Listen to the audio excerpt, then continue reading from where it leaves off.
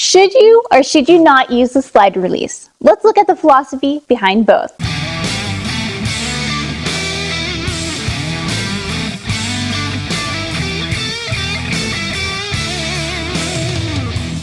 What's up, America? This is Kim with Geauga Firearms Academy.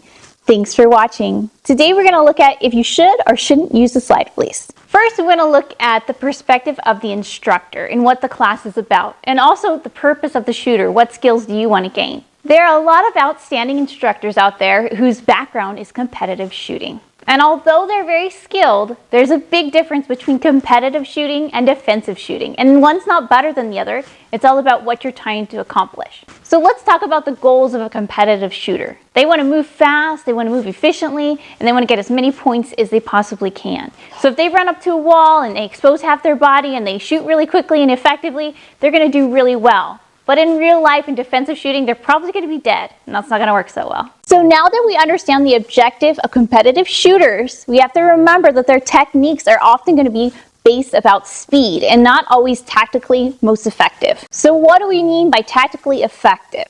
Let's look at that example earlier when we're talking about competitive shooters running up to a wall and they'll stick half their body out and shoot, and they're really quick and effective. But in real life, you're not going to do that. You want to go home, so you're going to take your time and slice the room little by little until you know it's clear and safe. Because our objective is to stop a bad guy, not win points. So now let's talk about if you should use the slide release or not.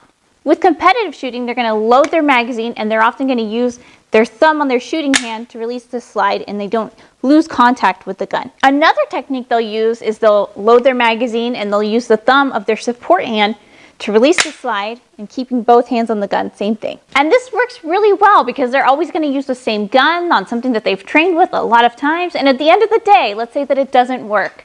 Maybe they don't win the grand prize, but they still get to go home.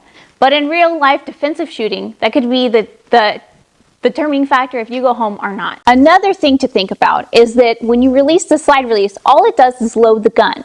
So I have to have another technique if there's some kind of malfunction. Now let's talk about the most common way to load your gun defensively. And most law enforcement and military are going to teach you this way. So you're going to load your magazine, you're going to put your hand over the top like this and do the power rack. And this is a very good and effective technique, but this is the issue I have. When I do it, my hand ends up back here. So I have to chase my gun somehow so I can connect and get a good grip. And at the range, sure, you can just barely move it and you can chase your gun and it's effective and fast, but you know, in real stressful situations, you're going to be moving quickly and your hand's going to end up way back here. So now let's look at the way that Neil and I like to do it, the slingshot.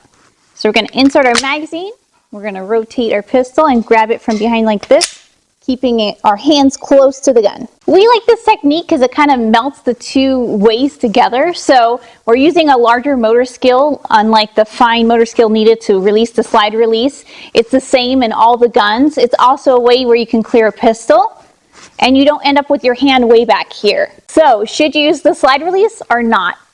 It all depends on what you're trying to accomplish. Are you trying to be the quickest speed shooter that there is, or do you want to train defensively? I hope you found this video helpful. If you did, please give me a thumbs up. I always appreciate that. Of course, like it, put a comment for me, share it. You can find us here on YouTube. Make sure you subscribe, click the little bell next to it so every time I put a video out, you'll know. You can find us on Facebook, on Instagram, and we put all of our premium content on Patreon. Until next time, remember, it's always better to be judged by 12 than carried by 6.